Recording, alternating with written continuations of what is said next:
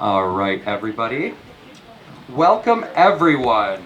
What an amazing turnout for this evening with all of the rainy weather. I'm super excited to see everybody.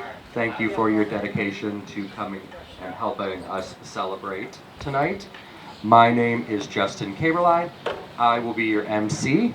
I am lucky enough to serve as the supervising librarian here at this beautiful building that we are celebrating tonight.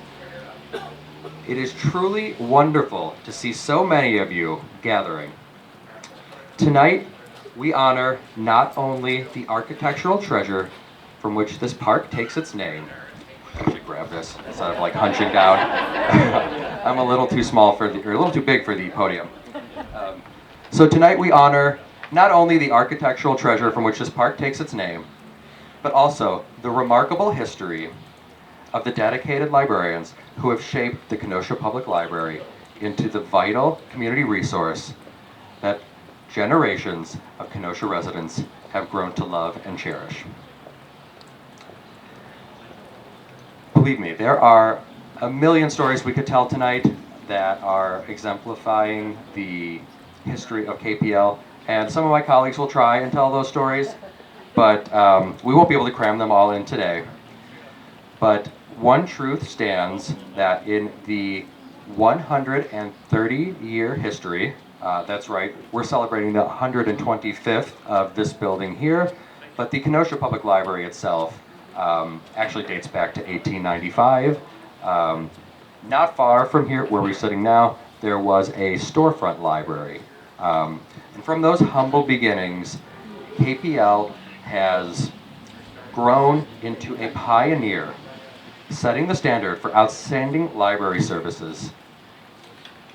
This spirit of innovation, thank you.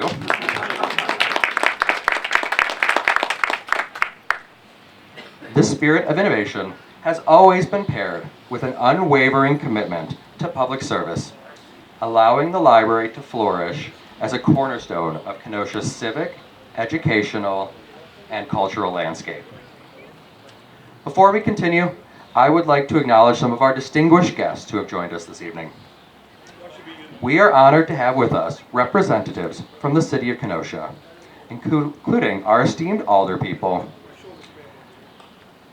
our Kenosha County Board Supervisors, the Director of City Development, Tim Casey, as well as the Kenosha Public Library Board, the Board of the Kenosha Public Library Foundation, and the board of the Kenosha Public Library, Friends of the Library. So please join me in giving a warm round of applause for everyone's commitment and for being here to celebrate with us tonight.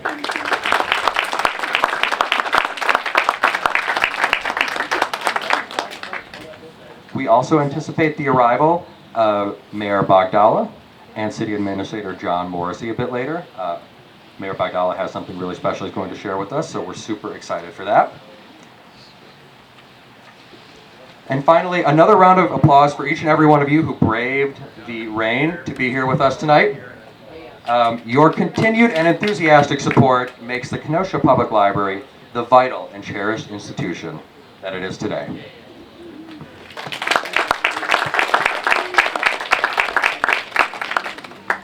Without further ado, it is my great pleasure to introduce our first speaker of the evening, Assistant Director Brandy Cunningham.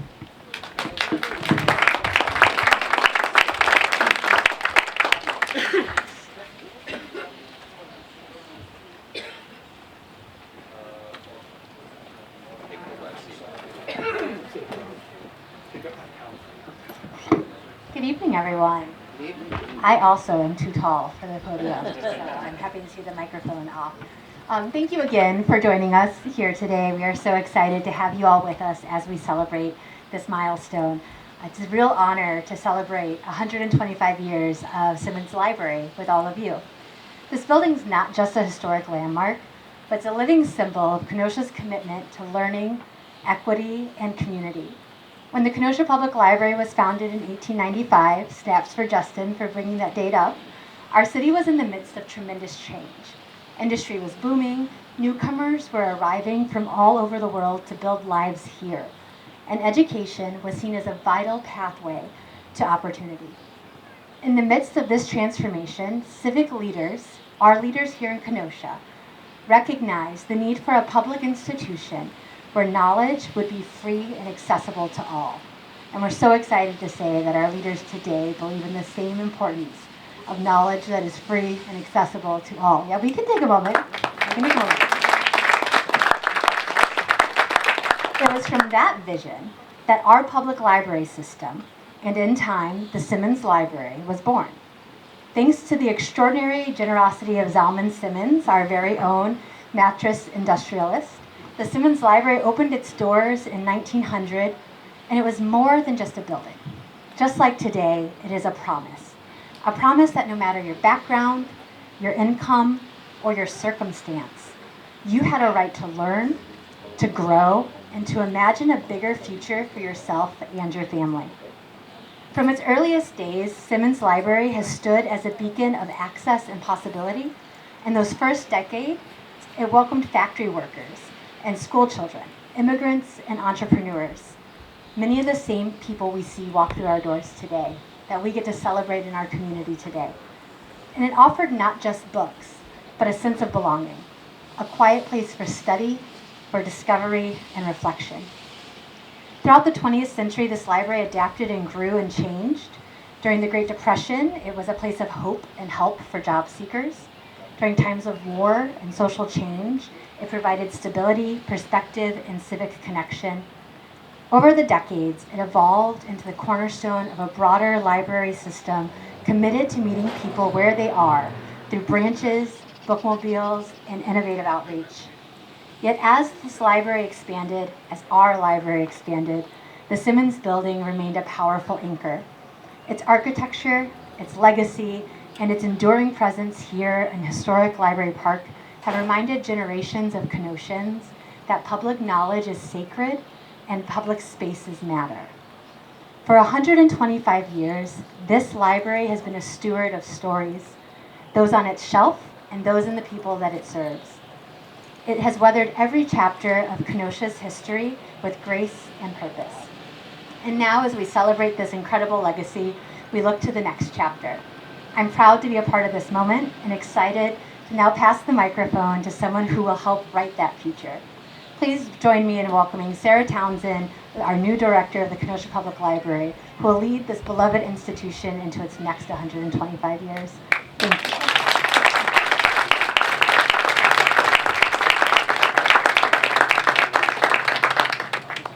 Thank you, Brandy, for the introduction and also for your part in helping build the legacy here at Kenosha Public Library. Hi, everyone. Thank you so much for coming out in this sort of drizzle to celebrate what is an incredible building here in Kenosha. Kenosha Public Library's legacy with Simmons Library as its genesis is one of transformative adaptation.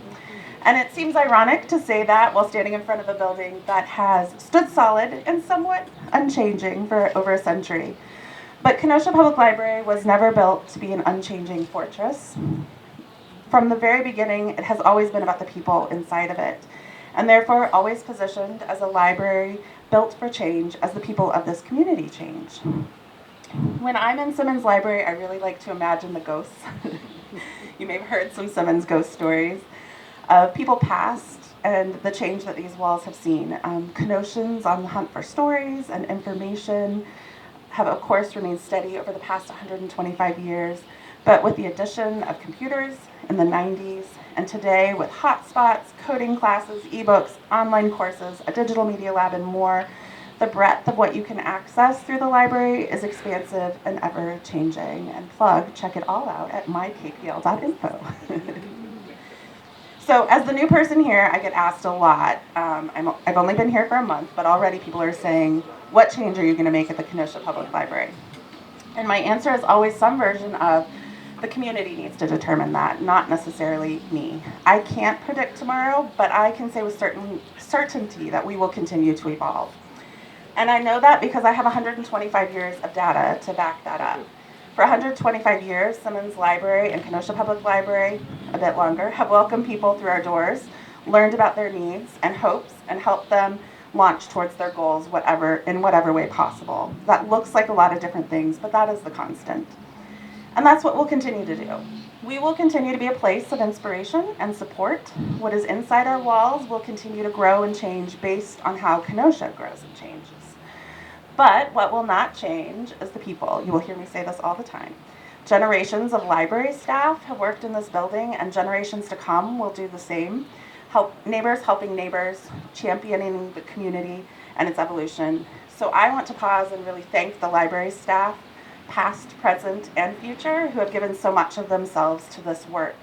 You have made our libraries safe havens where people can dare to dream, try something new, and take the next step in their journey.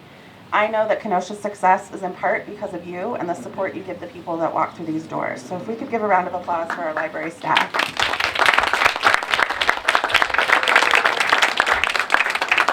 I also want to thank the community. The city leadership 125 years ago who saw Simmons' vision and offered support, but also the alder people, the mayors, city staff, and other community leaders from then up till now who followed, for continuing to see how important a thriving library is to the vitality of its community. And a huge thank you to our Library Foundation and Friends, Library Board, and community partners of the past 125 years and today who do the work to make sure our libraries have the support they need. So if we could give them applause as well. So this library is really a gift from Kenosha to future generations, a declaration that the community is moving forward and that learning and innovation will always be at the center of who we are. For over a century and a quarter, this remarkable institution has stood as a beacon of knowledge, a cornerstone of our community, and a testament to Kenosha's enduring commitment to giving everyone a foundation from which they can rise. So thank you, everyone, for helping us celebrate this very special part of Kenosha's history and for your dedication in investing in their future. Thank you.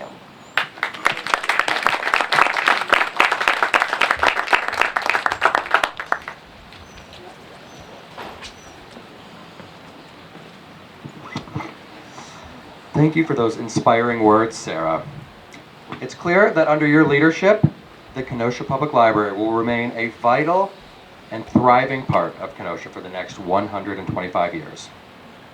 As I alluded to earlier, one of our colleagues is going to try and take you into a deep dive into some of Kenosha Public Library's history of outstanding service. Join me in welcoming our collections librarian, Scott Crows.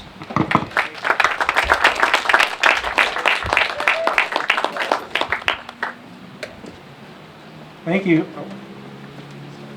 I have to take my glasses off, so I probably won't see you while I'm reading this. So thank you for coming today. I would like to speak to you about some of the history of this great institution, but I thought I would start by speaking a bit about the park you're all currently sitting in.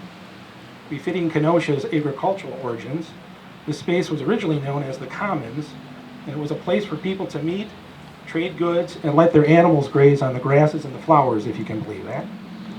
I actually saw a newspaper advertisement from 1853 encouraging people to bring their cows down to the park to graze.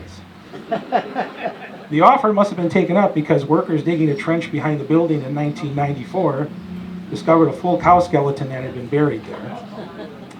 We still have one of the cow's vertebrae in our collection of historical artifacts. In fact, that's what I have in this box. I didn't know if I was going to bring it or not, but I thought, it's kind of a gewgaw there, so, you know.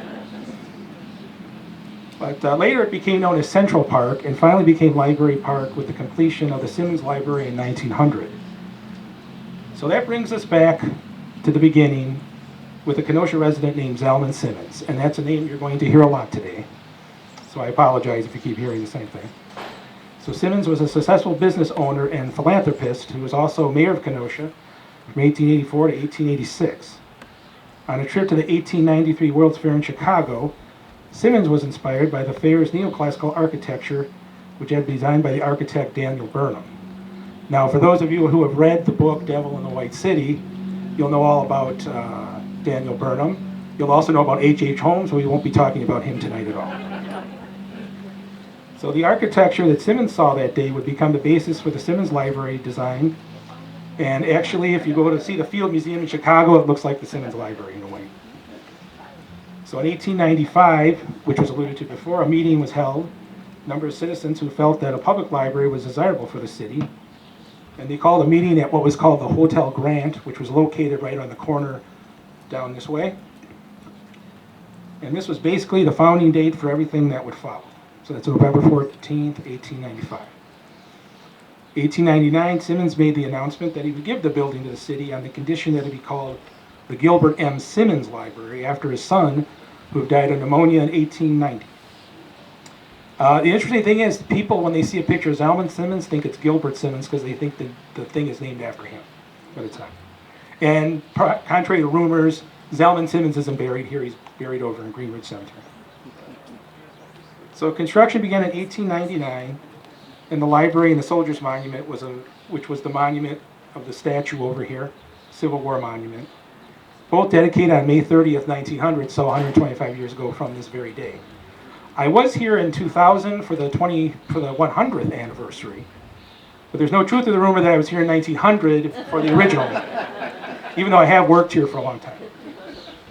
So according to the 1900-1901 annual report, the expense of maintaining the library as of June 1st, 1901 was $1,975.62. Clara Barnes was the first librarian, and a patron named Cyril Kupfer checked out the first book. I'm always amazed that we knew who did that. And whatever happened to old Cyril, I don't know.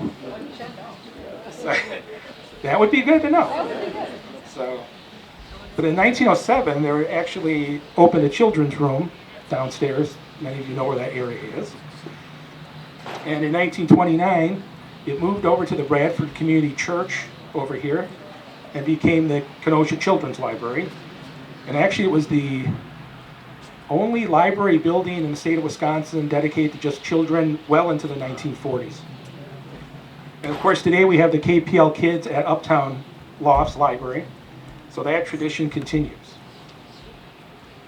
The library proved so popular, the second branch was opened in 1925 called the West Branch, and today is known as the Uptown Library, and that is celebrating its 100th anniversary this year. There haven't been many alterations made to the building itself, except in the 1930s, where our maintenance room now, there was a room that was added in the back. It was part of the WPA during the Great Depression, the Works Progress Administration. So that really is the only thing that was added to the building since that time. Can you all hear me okay? I keep thinking I'm doing this job, so you're getting okay. It's like I'm underwater or something. But as Brandy mentioned earlier, reaching out in the community has always been a strength of the Kenosha Public Library. To that end, the library introduced the book trailer in 1854, and that's exactly what it was. They just pulled it all over the city. It was a precursor to the current bookmobile and all of our vehicles that serve the public today. This is in addition to the myriad storefront and school libraries, as well as library service at the local hospital in the 1930s. I actually found like a letter of agreement between the hospital and the library that they would put people there like 3 days a week. And so a librarian would go to each room with like a cart of books. People would pull it off, check out books from there. But what they found was when people left the hospital, they'd come to the library. So not only was it outreach, it was a great way to get people to come in here. So I thought that was we kind of still do these outreach kind of things. So those were things that we had, and we had a myriad of storefront school libraries that were set up around the community in the throughout our history. But today those storefront branches are gone, replaced by permanent branches, the Southwest Library in 1981, Northside Library in 1993, and the new Southwest Library in 2004. And I can tell you, when I came here to work, I was from Racine. I didn't believe a city of the size of Kenosha had branches. Because Racine, they basically have one library, and that's all they had for, well, they still have, yes. Exactly. So, but the old card catalog, which all of you probably fondly remember, has been replaced by our online card catalog, and the library has become a repository for digital resources as well as books. But despite these changes, the buildings and the people that work in them endure, as does the library's vital role in the community long after today, and hopefully for another 125 years. So I thank you for coming today. I hope I didn't hustle to it too much, but I'll be hanging around if you have any questions. But I also like to thank one of my colleagues, Ed Godula, who does tours here. Yes, yay for Ed. I don't have my glasses on, so I can't see where he is. Okay. Oh, there he is. Okay. if I squint enough, I can see you. So, actually, he contributed a lot to this speech, and he actually does, every second Saturday, he does in-depth tours, about 45 minutes, talks about the library history, more so than I'm talking about. So thank you, and enjoy the festivities tonight, and hopefully the rain will stop soon. So thanks for having me. Here's my cowbird. Thank you.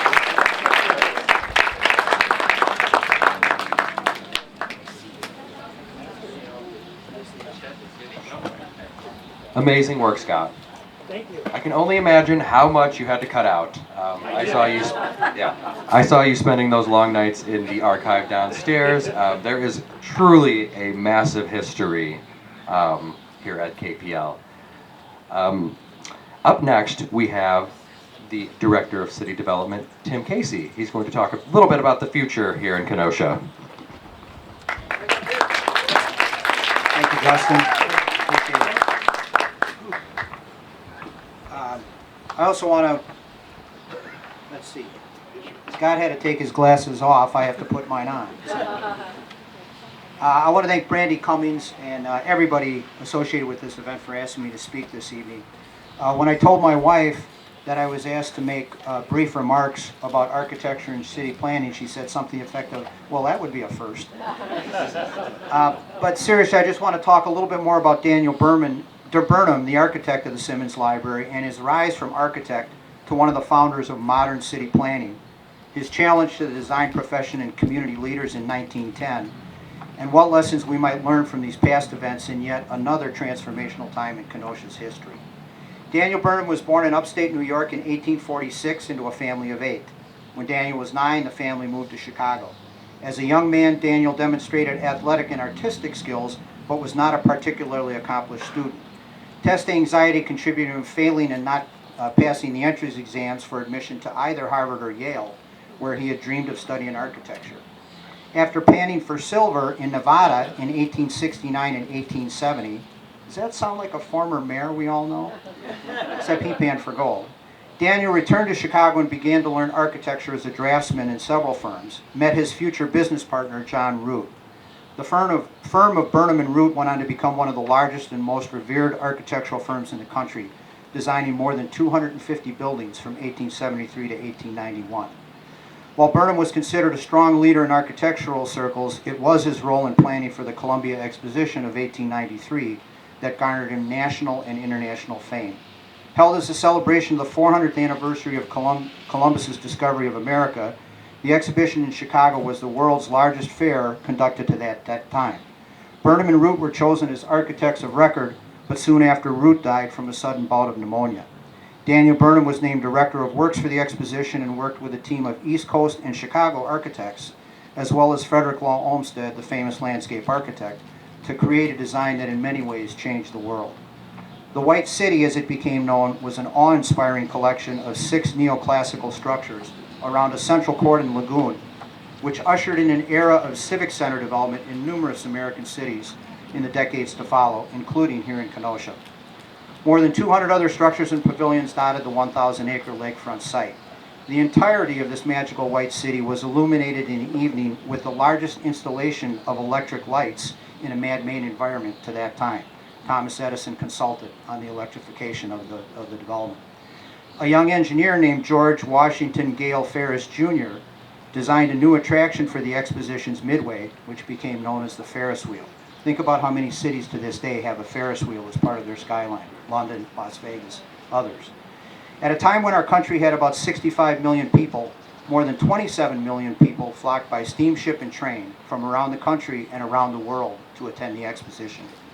The exposition catapulted Daniel Burnham to fame as one of the founders of the City Beautiful movement, a precursor to city planning as we know it today. His services were sought out for assignments in Washington, D.C., where he refreshed the plan for the nation's capital based on Pierre L'Enfant's original plans. In Cleveland, Manila, and San Francisco, Burnham led a team that completed new city plans. He traveled the world to find inspiration for his planning efforts and applied what he learned with an artist's eye and brush. As his firm in Chicago had grown, Burnham had moved his own family to Evanston, Illinois, and it may have been that proximity and easy train connections that led him to several commissions in Kenosha. In 1879, Burnham and Root designed the Fred Newell House. In 1885, the Kenosha Courthouse and Jail, a predecessor to our current structures. In 1890, the design for the James J. Hoyt House. Scott did a great job of talking about how this project came to be. I won't go into that, except to say that when he agreed to donate the building, it was on the caveat that the city agreed to levy a tax to support library operations. The mayor isn't here, so he can't either. I'm sure he would tell you how much he enjoys to continue that support in every budget. The Simmons Library, I'll just add quickly, is a neoclassical Greek cross on a raised basement, again following the design traditions of the Columbia Exposition 6 years earlier. And the Soldiers' Monument is a 75-foot tall granite Corinthian column executed by the Italian sculptor Deco. Two C's, not the same as Art Deco. The plan of Chicago followed in 1906, and then in 1910, towards the end of his career, Daniel Burnham was invited by the Royal Institute of British Architects to speak at the Great Town Planning Conference in London, one of the great honors of his life. In his remarks to the assembled architects, planners, and community leaders of Europe, Burnham could well have been speaking of Kenosha or Chicago when he said the following: "Where a town lies near water, keep all the shore for the people. Neighborhood parks are magnificent, both from the standpoint of hygiene and the standpoint of moral purity." He had some other remarks on moral purity, but I decided to edit those out. Burnham closed his remarks with a phrase that lives on to this day as his credo and his epitaph, and remains the most cited quote regarding city planning. Burnham said, "Make no little plans. They have no magic to steer one's blood, and probably themselves will not be realized. Make big plans, aim high, and hope and work, remembering that a global logical diagram, once recorded, will never die, but long after we are gone, will be a living thing, asserting itself with ever-growing insistency." 125 years after Simmons opened and 113 years after his passing, Daniel Burnham's noble diagram for Simmons Library and the Soldiers' Monument anchors Library Park Historic District and the southern edge of downtown. In the 1920s, continued interest in the City Beautiful movement spurred Kenosha leaders to commission another early planner, Harlan Bartholomew, trained as an engineer, to design a city plan and civic center. The courthouse and other neoclassical buildings built around a central square on downtown Western Edge were completed in the 20s and 30s. This classical civic center is another one of the city's 4 historic districts. It continued from there. In the 1950s and 60s, city and community leaders worked diligently to bring Carthage College from Illinois to a coveted lakefront site in Kenosha. Founded in 1847, the college had journeyed from Hillsborough, Illinois, to Springfield to Carthage before finding its beautiful and hopefully permanent home on Kenosha's shore. In the 1960s, Wisconsin Governor Knowles and the state legislature called for creation of a state-supported college in the Kenosha-Racine area. Kenosha elected and business leaders banded together and proposed the 690-acre site that we know today as UW Parkside, just north of the city. In the early 2000s, and some of the people who helped with this are in attendance here tonight. In the early 2000s, former Mayor Antaramian worked with community leaders and design professionals to transform the former lakefront auto plant site into museums, a marina, park and event space, condominiums, and a historic streetcar line to serve a rebuilding community while keeping the shoreline for the people. In 2020, the city saw strife scar portions of the city. From that day to this, Uptown has been rebuilding with an indomitable spirit of doing the hard work of building community together. The KPL Kids Library is an anchor and a star in the revitalization along 22nd Avenue, along with the Kenosha Emerging Leaders Academy across the alley. And a special shout out to Catherine Marks for her role in that. God bless her soul.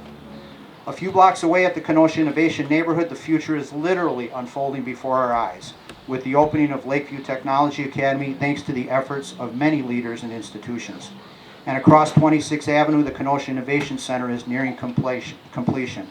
Its upper floor is perched as though ready for flight to bring new technologies, enterprises, and career opportunities to our young people. Mayor Antaramian's vision for Kin and the newest chapter of downtown development, supported by so many, is being taken to new heights by Mayor Bogdala. Mayor Bogdala has brought to the city a revamped online presence, enhanced social media adoption, and a goal to spread the news and plans in an accessible and transparent manner for all.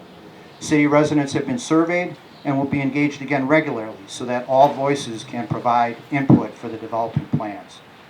So, 125 years after Simmons Library opened to the public, and 115 years after Daniel Burnham challenged architects, planners, and community leaders in London, I would ask all of you to make no little plans. Make big plans. Aim high and hope and work. And please stay engaged with the library, the other nonprofits, business and civic organizations you may be involved with or come to be involved with. Review and contribute to the plans and initiatives in the city and the region as they're being developed. If you have questions, please ask. If you have concerns, please raise them. And if you see something you like, please consider coming out to a public meeting and saying so. That's nice to hear every once in a while as well. It's appreciated and it's recorded. So thank you for all you do for Kenosha Public Libraries. Thank you for all you do in the community. God bless you all, and God bless Kenosha.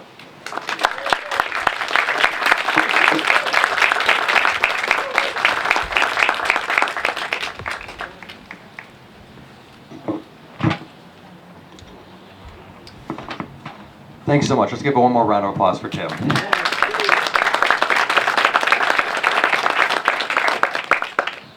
Fascinating speech, Tim. We are truly the inheritors of Burnham's legacy. It's refreshing to know that with all of the wonderful development coming to the area, that the Simmons branch will continue to play a vital role for generations to come. I'd like to take a moment now to switch gears a little bit. As Tim alluded to, the Simmons branch wasn't the only thing that was built and dedicated 125 years ago.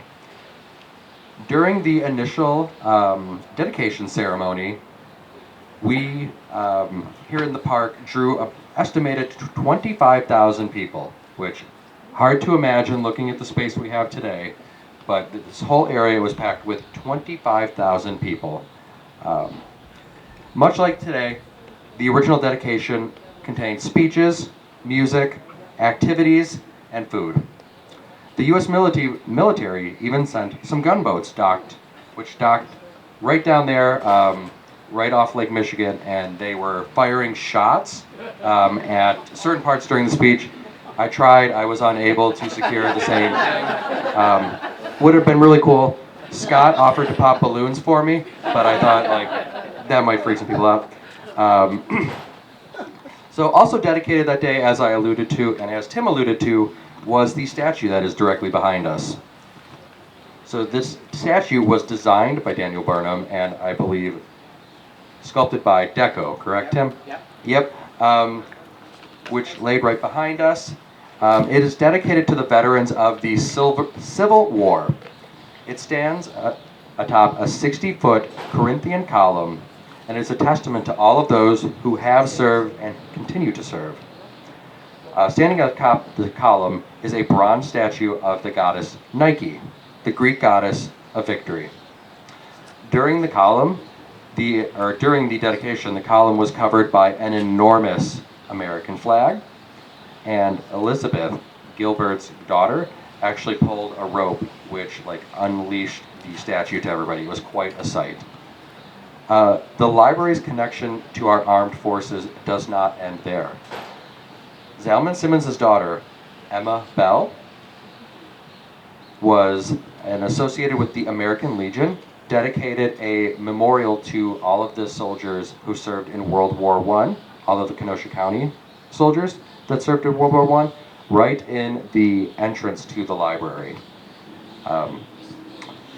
If you join us later for tours or come to explore the library, you can actually see in the alcoves the names of each soldier who fought in World War I, hand-carved into the marble and embossed with gold leaf.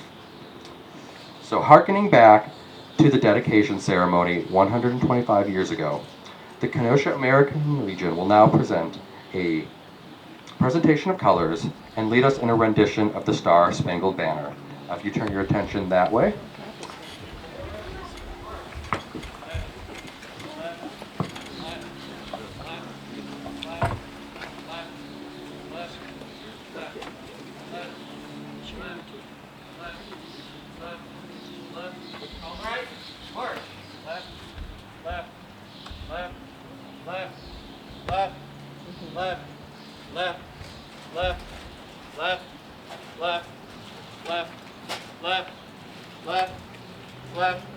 Left. Mark time. March. Color guard. Halt. Right. Face. Present. Arms. Oh, say, can you see by the dawn's early light what so proudly we hailed at the twilight's last gleaming, whose broad stripes and bright stars through the perilous fight o'er the ramparts we watched were so gallantly streaming, and the rocket's red glare, the bombs bursting in air, gave proof through the night that our flag was still there. Oh, say does that star-spangled banner yet wave o'er the land of the free and the home of the brave? Order.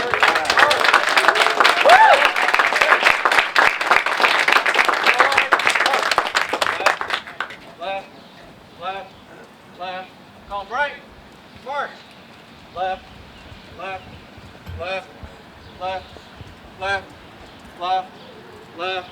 Mark time. March. Color guard. Halt. Fall out.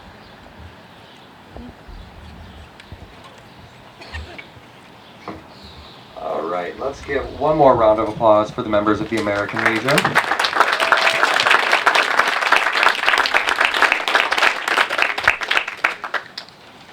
All right, so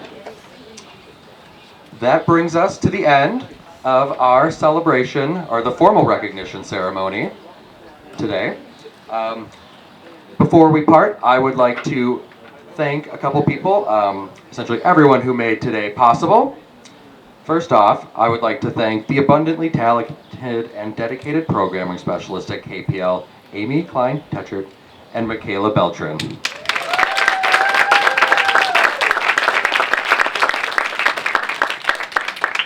Without their help, none of tonight's events would have been possible. I'd also like to thank Zalman Simmons, aka our marketing director, DJ Hansen.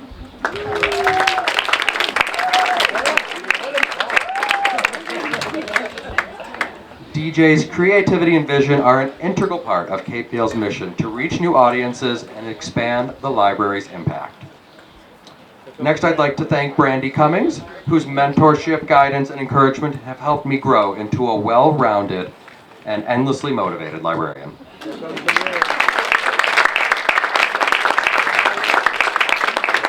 And actually, it looks like we're going to pause our thanks real quick because Mayor Bogdala has arrived. So we'll welcome him up in just a moment.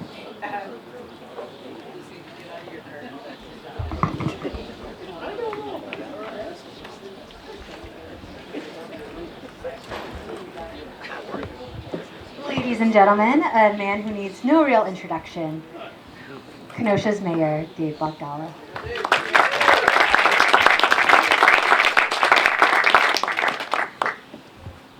This proclamation is a little big.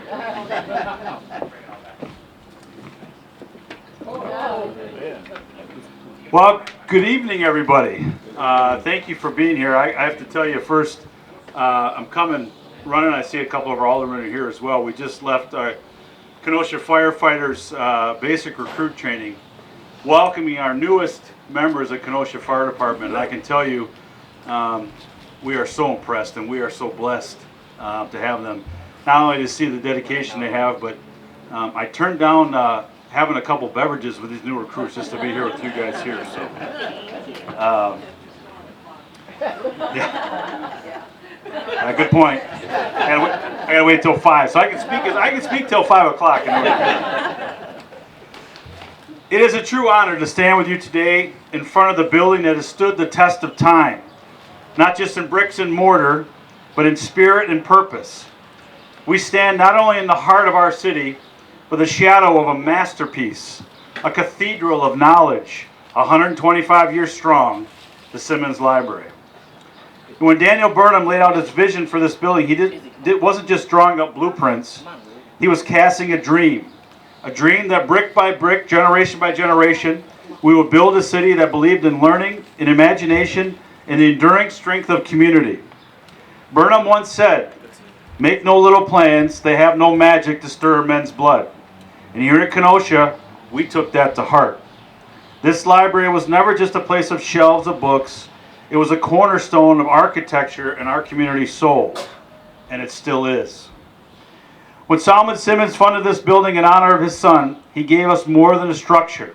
He gave us a gift that has empowered generations of readers, researchers, dreamers, and children with wide eyes and endless questions. You know, libraries are more than just buildings. They're promises.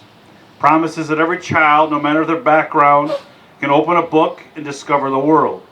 And that every citizen can seek the truth without judgment. That every dreamer can find their spark in a quiet corner between the shelves. From those humble beginnings, we grew. The Kenosha Public Library has expanded into a robust system that today includes multiple branches, mobile outreach, technologically service access, early literacy programs, and so much more. And as Kenosha celebrates its 175th year, we also reflect on how far we've come as a city. From our early days as a lakeshore trading post to an industrial hub of innovation and manufacturing, to what we are today, a growing, forward-looking city that is proud of its past and optimistic about its future. Through decades of change, from steam engines to fiber optics, our libraries have remained steady. It has educated us, united us, and inspired us. And in many ways, the story of Kenosha's library is the story of Kenosha itself, built on bold ideas, sustained by generosity, and strengthened by resilience. So today, as we celebrate 125 years of Simmons Library, we also celebrate every librarian who stayed late to help a student finish a paper, every parent who brought their child to story time, and every neighbor who came to find a job, a warm seat, or just a moment of peace. And we look ahead, not with small plans, but with big dreams. Let this library remain not just a monument to the past, but a launch pad for the future. A future where every child in Kenosha grows up with access to knowledge, to community, and to possibility. Thank you for being part of this celebration. Thank you to the generations who were stewarded this treasure. And thank you to the people of Kenosha for believing that a building filled with books can actually change the world. May God bless you, and may God continue to bless the great city of Kenosha. Thank you all very much.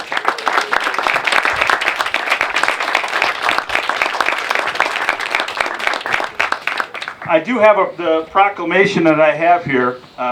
Normally I would read it, but you're already tired of hearing me, I know.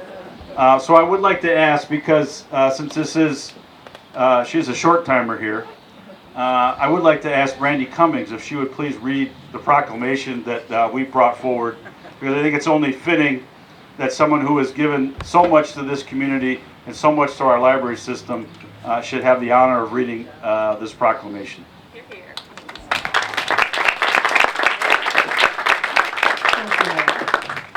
Whereas in 1872, the first circulating library in Kenosha was opened in the Unitarian Church, which was established by Zalman Simmons and Reverend Henry Simmons.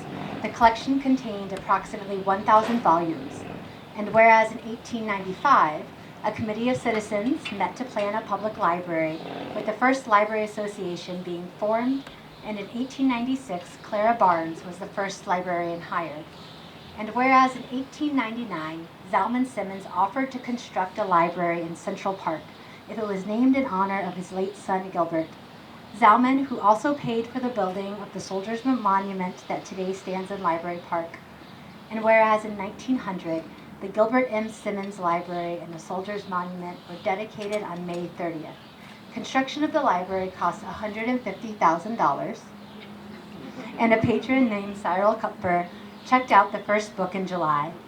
And whereas in 1923, 3 branch libraries were built and equipped on the grounds of Lincoln, McKinley, and Washington junior highs to serve the communities and the schools. In 1925, the West Branch, currently the Uptown Library, was built to better accommodate the expanding West Side. Construction costs total $50,000, and there were 6,000 books in the collection on opening day.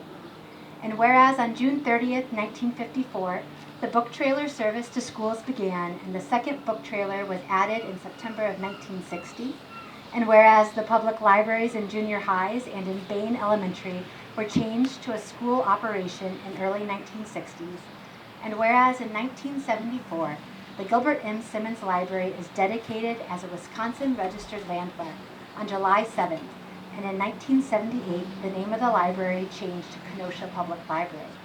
And whereas in the 1980s, the Southwest Branch opens to the public, Simmons Library is remodeled and reopened, the new bookmobile, a customized Great Dane semi-trailer, is purchased for $39,880, and library service is expanded into the county.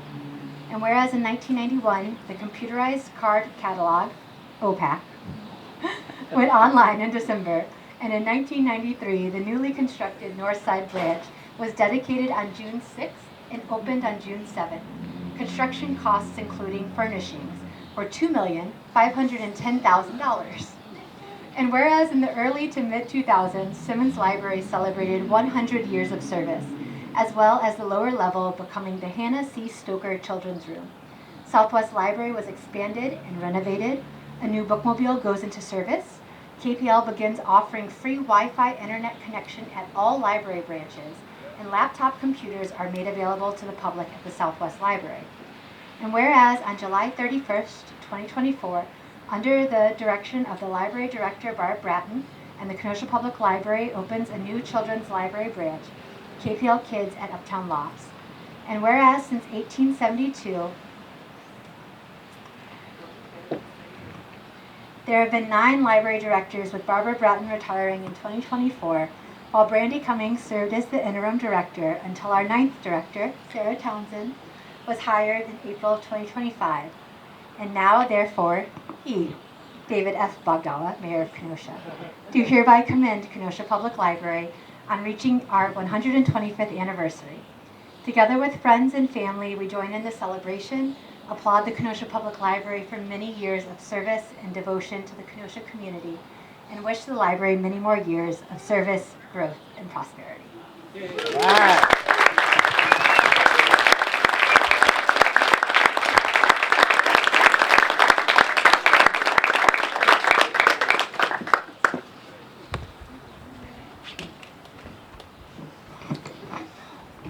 Thank you, Mayor Bogdala, for your ongoing and enthusiastic support.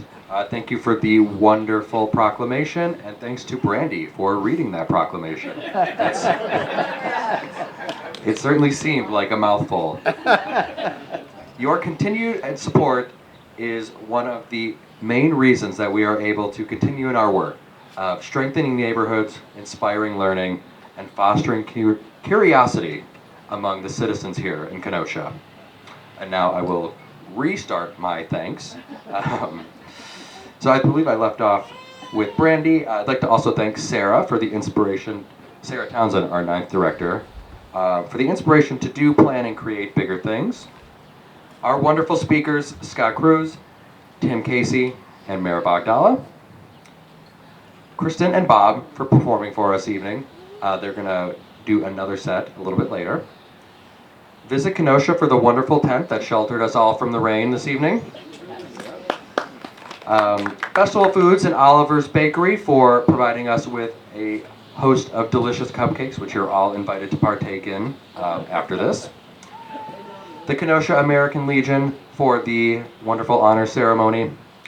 Lemon Street Art Gallery and Shelby Nesmith for connecting us with our wonderful live painting artist back there, Sarah Ratliff. And finally, a thank you to all of the citizens of Kenosha. Your patronage and support over these last 125 years has allowed us to grow and flourish well beyond the confines of the building we're here to celebrate today. After the ceremony, please join us on the terrace for birthday treats, activities, 2 pop-up book sales. We have one courtesy of the Friends of the Library here on this side of the terrace, and another pop-up book sale on that side of the terrace from our friends at Blue House Books. Both will donating some of the proceeds back to the library, and as well as some photo opportunities with our wonderful founder, Zalman Simmons. We will also be holding some special behind-the-scenes tours.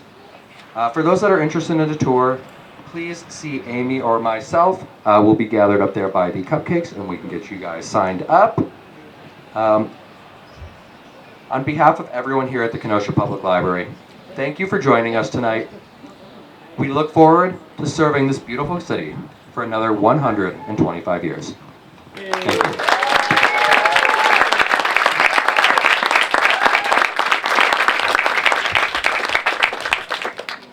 I'd like to be a cowgirl, but ooh, I'm scared of cows. Moo, moo, moo, how they scare me. I often try to face them while in the fields they browse. Moo, moo, moo, how they scare me. I tried to milk a whole steed, she acted like a fool. No matter how I coaxed her, she wouldn't sit down on the stool.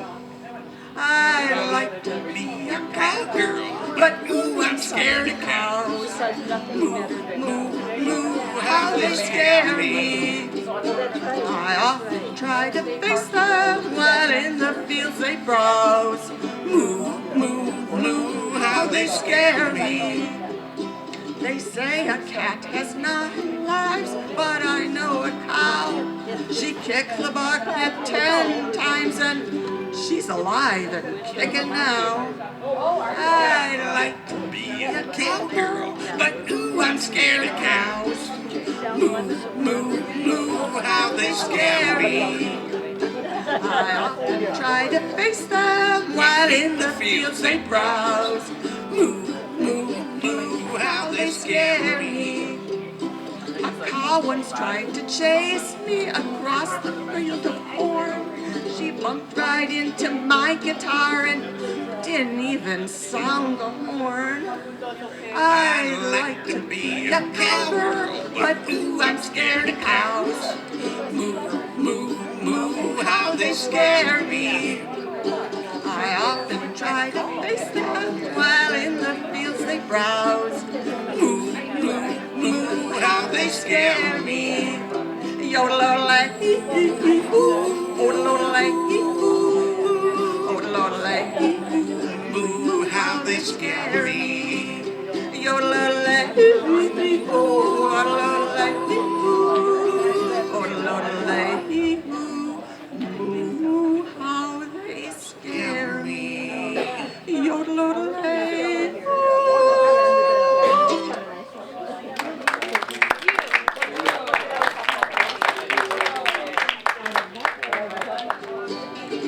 It was just one little thing and it happened so long ago. It was that one little thing forever bothers my soul. Oh, you think that I'd forget, but I haven't as of yet. So damn unforeseen, oh, I caused an unforeseen. It was that one little thing. Librarians handled the books. Let our All the world books were kept on these enormous shelves, which are right in the middle of the room. You see all those balcony rooms and all shelves? That was added in 1980s. Originally, for the first 80 years, there was an enormous series of shelves right in the middle of the library with a library space all around. And the way this would work, because you'll notice that all the windows are up on the upper level of the library. Oh, I would think of her all day long after I opened my eyes.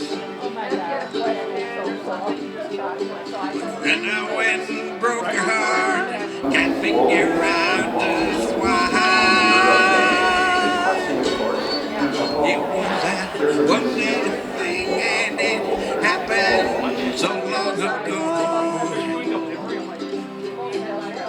It was that one little thing forever bothers my soul. Oh, you think that I'd forget, but I haven't as of yet. So damn unforeseen, oh, I caused an awful scene. It was that one little thing. Let our world do it. Mosaics. Here's a nice shot of the lower level of the shelves. That's the glass floor that I talked about earlier. The light passed through it. There's another look at that too. And so these are also very beautiful pictures of the way the library used to look. You may have noticed the chandeliers here. When you go back upstairs, you notice they're exactly the same as the ones we had. So that same chandelier is